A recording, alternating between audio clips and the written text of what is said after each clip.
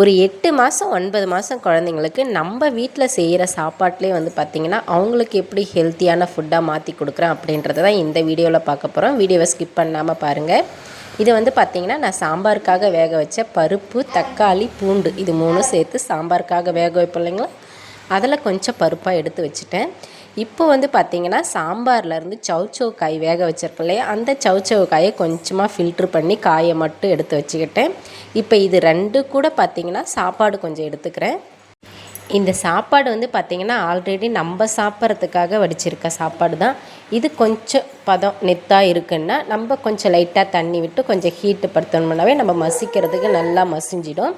First இந்த நல்லா சாப்பாடு இப்போ ஆல்ரெடி குழக்குழன்னு இருக்கிறதுனால நான் அப்படியே போட்டுக்கிட்டேன். அதில் வந்து பார்த்திங்கன்னா அந்த சௌச்சௌ காயும் லைட்டாக தேவையான அளவுக்கு உப்பும் போட்டு நல்லா ஃபஸ்ட்டு மசித்து எடுத்துக்கிறேன்.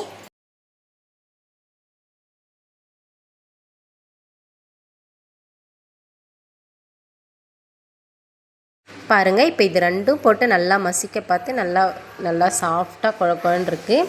இப்போ இது கூட வந்து பார்த்திங்கன்னா நான் ஆல்ரெடி வேக வச்ச பருப்பு, பூண்டு, தக்காளி இது 3ம் வந்து நான் சாம்பாருக்காக வேக வச்சு மசித்தேன் இல்லைங்களா, அதில் கொஞ்சம் எடுத்து வச்சுருக்கேன். இப்போ அதையுமே இதில் சேர்த்துக்கிறேன். இதில் சேர்த்து இப்போ இது 3த்தையும் சேர்த்து நல்லா மசிக்கிறேன்.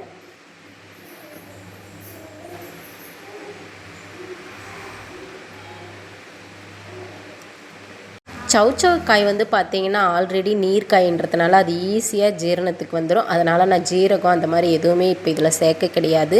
இந்த மாதிரி நல்லா மசித்து எடுத்துக்கிட்டு லைட்டாக ஒஞ்சூர் நெய் மட்டும் விட்டுருக்கேன். லைட்டாக ஒஞ்சூர் நெய் விட்டு உப்பு கரெக்டாக இருக்கா அப்படி என்னென்னு பார்த்துட்டு, உப்பு அதிகமாக போட்டுறாதீங்க, இது வந்து ரொம்ப குழந்தைங்க இல்லையா, அதனால் லைட்டாக உப்பு போட்டுக்கிட்டு நல்லா இந்த மாதிரி கலரி இப்போ குழந்தைங்களுக்கு கொடுத்தோம்னா நம்ம சாப்பிட்ற உணவே குழந்தைங்களுக்கு ரொம்பவே ஹெல்த்தியான ஃபுட்டாக இருக்கும். குழந்தைங்களுக்குன்னு நம்ம தனியாக அதுக்குன்னு டைம் ஒதுக்கி செய்யணும், அதுதான் நல்லது. ஆனால் இருந்தாலுமே டைம் இல்லாத போது இந்த மாதிரி செஞ்சுக்கலாம். வீடியோ பிடிச்சிருந்தால் லைக் பண்ணுங்கள், ஷேர் பண்ணுங்கள், கமெண்ட் பண்ணுங்கள். சப்ஸ்கிரைப் பண்ணாதவங்களாக இருந்தால் சேனலை சப்ஸ்கிரைப்